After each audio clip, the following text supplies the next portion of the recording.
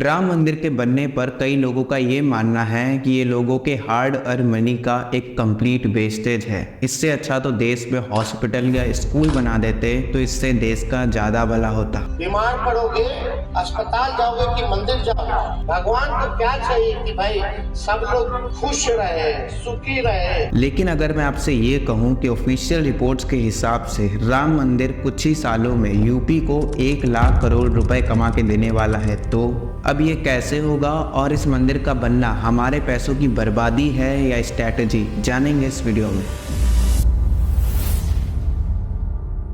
लेकिन राम मंदिर के अलावा भी क्या आप जानते हो, उत्तर प्रदेश गुजरात जैसे टॉप इकोनॉमी को भी पीछे छोड़कर देश की सेकंड लार्जेस्ट इकोनॉमी बन चुका है और ये आज हर न्यूज़पेपर की हेडलाइन है। पर एक मिनट, आखिर ये पॉसिबल कैसे हुआ? यूपी की इमेज तो पिछले कुछ सालों पहले ही एक गरीब, पिछड़ा हुआ और एक लॉलेस स्टेट की थी। इसे तो बीमारू जंगल राज वाला स्टेट कहा जाता था। इनफैक्ट आप विश्वास नहीं करोगे कि साल 2012 तक यूपी सबसे गरीब स्टेटों में से सबसे गरीब स्टेट था। यहाँ तक कि इस स्टेट का सबसे पहला एक्सप्रेसवे भी 70 साल बाद बना। और तो और यूपी की जीडीपी को ही 12 लाख करोड़ तक पहुंचने में 70 साल लग गए। यूपी की ये जो जीरो से हीरो बनने की जर्नी है, ये सिर्फ और सिर्फ 6 सालों में ही हुई है। तो अचानक से आखिर ऐसा क्या हुआ कि सिर्फ और सिर्फ 6 सालों में ही यूपी ने अपनी जीडीपी को डबल कर दिया? वेल, इस पर डिटेल रिसर्च करने पर हमें मिली एक इम्पॉर्टेंट पॉलिसी जिसने यूपी की जीडीपी के साथ साथ यहाँ के ग्रोथ रेट को बढ़ाने में बहुत मदद किया है। एक ऐसी पॉलिसी जिसकी वजह से सिर्फ 6 सालों में ही यूपी के एक्सपोर्ट 250 गुना ज्यादा इंक्रीज हो गए हैं। आप बिलीव नहीं करेंगे, ये पॉलिसी इतनी सक्सेसफुल हुई कि आज ये नेशनल फिनोमिना बन चुकी है, जिसे कई स्टेट्स जैसे महाराष्ट्र, उत्तराखंड, कश्मीर और सेंट्रल गवर्नमेंट तक कॉपी कर रही है। इस पॉलिसी का नाम है वन डिस्ट्रिक्ट वन प्रोडक्ट, यानी कि ओडोप, जिसे योगी गवर्नमेंट ने साल 2018 में लॉन्च किया था। इस प्रोग्राम को लॉन्च कराने का बेसिक आइडिया था यूपी के लोकल प्रोडक्ट्स को ग्लोबल रिकॉग्निशन दिलाना। जैसे लखनऊ रीजन में कपड़ों पर होने वाली चिकनकारी और जरी वर्क, और स्टेट के ईस्टर्न पार्ट में होने वाला राइस, काला नमक, और ऐसे ही 75 डिस्ट्रिक्ट में 75 प्रोडक्ट्स आइडेंटिफाई किए गए हैं जिन्हें ग्लोबल रिकॉग्निशन दिलाने का प्लान है। इस पॉलिसी को अच्छे से समझने के लिए काला नमक राइस की केस स्टडी को अच्छे से समझते हैं, जिसने स्टेट के ईस्टर्न पार्ट की किस्मती बदल के रख दी। क्या आप जानते हैं काला नमक राइस के बारे में? ये भी प्रचलित कथा है कि भगवान बुद्ध ने इस राइस को एज अ गिफ्ट इस रीजन के फार्मर्स को दिया था। इस पॉलिसी के पहले तक इस रीजन के फार्मर्स की कंडीशन बहुत ही खराब थी। साल 2018 में केवल 15 फार्मर्स काला नमक की फार्मिंग करते थे। उस समय राइस की मार्केट प्राइस केवल 40 रुपए प्रति किलो की थी, यानी कि फार्मर्स को इस राइस से कुछ खास बेनिफिट नहीं हो रहा था। लेकिन 3 साल बाद ही काला नमक फार्मर्स का नंबर 15 से बढ़कर 700-800 हो गया, वो भी ओडोप पॉलिसी की वजह से। जब काला नमक राइस को ओडोप के अंदर सेलेक्ट किया गया, तब इसकी ग्लोबल डिमांड जनरेट करने के लिए 3 स्टेप्स उठाए गए थे, जिसमें से पहला स्टेप है रिकॉग्निशन। इसके लिए यूपी गवर्नमेंट ने 3 दिनों का काला नमक चावल महोत्सव लॉन्च किया, जिससे फार्मर्स और एक्सपोर्टर को एक कॉमन प्लेटफॉर्म मिला। इससे फार्मर्स को मार्केट की नॉलेज और एक्सपोर्टर को प्रोडक्ट की जानकारी मिली, जिससे फार्मर्स को मार्केट की डिमांड के बारे में पता चला और एक्सपोर्टर्स को राइस की क्वालिटी के बारे में। और फिर ओडोप का दूसरा स्टेप था पैकेजिंग और ब्रांडिंग पर फोकस करना। तो जैसा मैंने बताया कि राइस और गौतम बुद्ध का अच्छा कनेक्शन है, और गौतम बुद्ध का एक कॉमन अपील भी। बस इसी अपील की ब्रांडिंग के लिए राइस की ऐसी पैकेजिंग की गई ताकि ग्लोबल ऑडियंस, स्पेशली सेंट्रल और साउथ एशियन कंज्यूमर को ये अट्रैक्ट करे। फिर ओडोप का थर्ड स्टेप था मार्केट रीच। अब इतनी सॉलिड पैकेजिंग और ब्रांडिंग के बाद जब प्रोडक्ट की डिमांड बढ़ गई, तो राइस के ग्लोबल रीच को बढ़ाने के लिए अमेज़न और फ्लिपकार्ट जैसे ई-कॉमर्स पोर्टल पर इसे अवेलेबल करा दिया गया, और ये स्ट्रैटेजी वर्क कर गई। काला नमक राइस सिंगापुर, यूके और यूएस जैसे कंट्रीज तक एक्सपोर्ट होने लगा, जिस वजह से इस राइस का प्रोडक्शन भी यूपी में आज काफी इंक्रीज हो गया है। इसी सक्सेस को देखते हुए ओडोप स्ट्रैटेजी को अब दूसरे डिस्ट्रिक्ट्स में भी अप्लाई किया जा रहा है। जैसे कि अवध रीजन में मैन्युफैक्चर होने वाले जैगरी के लिए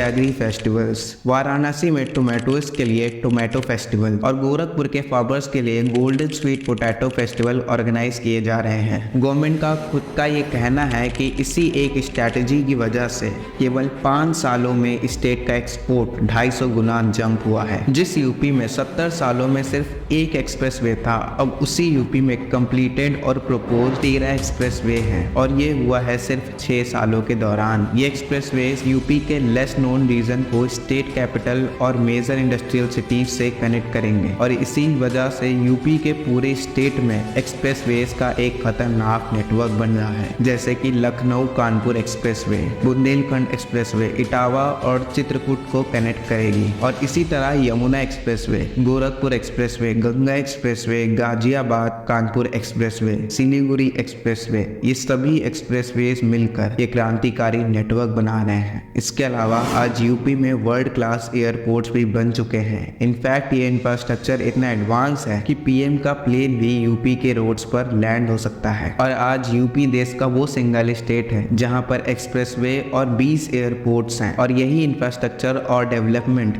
उडो प्रोडक्ट्स को बूस्ट करेंगे। अब डिटेल में डिस्कस करते हैं कि राम मंदिर एक सक्सेस है या complete failure. Ayodhya development authority के हिसाब से मंदिर के प्राण प्रतिष्ठा के बाद से ही वहां डेली 3 से 5 लाख यानी कि मंथली 1 करोड़ से भी ज्यादा लोग आने वाले हैं। अब अगर लाखों में टूरिस्ट अयोध्या आएंगे तो वो कहीं ना कहीं रुकेंगे और इसी नीड को फुलफिल करने के लिए अयोध्या के हॉस्पिटैलिटी इंडस्ट्री ने मेजर बूम दिखाया है। इंडिया टुडे की रिपोर्ट के हिसाब से अयोध्या में 20,000 लोगों को प्राण प्रतिष्ठा होने से पहले ही रोजगार मिल चुका था। CNBC की रिपोर्ट के हिसाब से 19 दिसंबर को अयोध्या में सिर्फ एक रात का होटल कॉस्ट 17,000 से 73,000 रुपए तक जा रहा था। इनफैक्ट जो गवर्नमेंट की टेंट सिटीज जो सिर्फ टूरिस्ट के लिए बनाई गई थी वो भी फुली बुक्ड चल रही थी। इसीलिए आज ताज, रेडिसन, ITC जैसे इंटरनेशनल होटल चेन्स भी अपने मेगा प्रोजेक्ट्स यानी कि 100 से 120 रूम वाले बड़े लग्जरी होटल बना रहे हैं। Confederation of all India traders एक ऐसी बॉडी है जो 8 करोड़ ट्रेडर्स का एक एसोसिएशन है।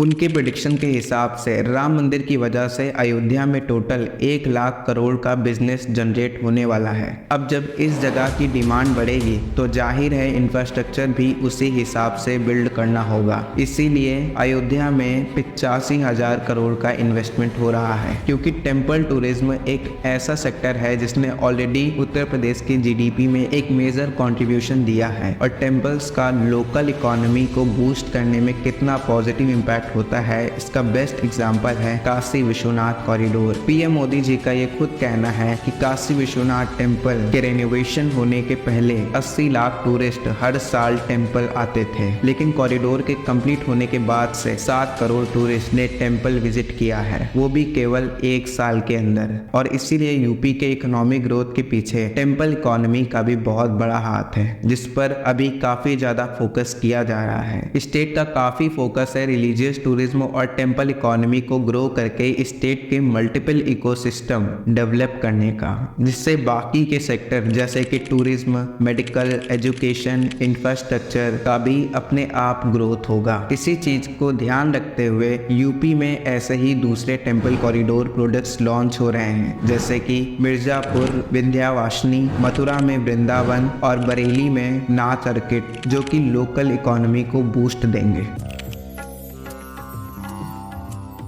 इन यूनिक इकोनॉमिक पॉलिसीज और बूस्ट होते इंफ्रास्ट्रक्चर की वजह से यूपी को साल 2023 में 40 लाख करोड़ का इन्वेस्टमेंट प्रपोजल ऑलरेडी मिल चुका है और प्रेडिक्शन ये है कि इन ह्यूज इन्वेस्टमेंट से स्टेट के 1 करोड़ यूथ में एम्प्लॉयमेंट जनरेट होगा। दरअसल यूपी को ये इन्वेस्टमेंट उसके साल 2018 के रिपोर्ट कार्ड को देखते हुए मिला है। साल 2018 में यूपी को 4.8 लाख करोड़ का इन्वेस्टमेंट प्रपोजल मिला, जिसमें से 61% इन्वेस्टमेंट प्रपोजल को यूपी गवर्नमेंट ने सिर्फ 5 सालों में ही इम्प्लीमेंट करा दिया, यानी कि वो investment proposal on ground implement होने लग गया है, जिससे स्टेट में करीब 4 लाख नए जॉब्स भी क्रिएट हो गए। कहीं ना कहीं इसमें मेजर रोल यूपी के स्टेबल लीडरशिप का भी है। क्या आप जानते हो योगी आदित्यनाथ जी यूपी के इतिहास के पहले CM हैं जिन्हें जनता ने 2 कॉन्जिक्यूटिव टर्म के लिए इलेक्ट किया और उनके पॉलिसीज को भी अप्रूव किया है। Stability always leads to prosperity. इस पर आपकी क्या राय है, कमेंट सेक्शन में जरूर बताइएगा। धन्यवाद।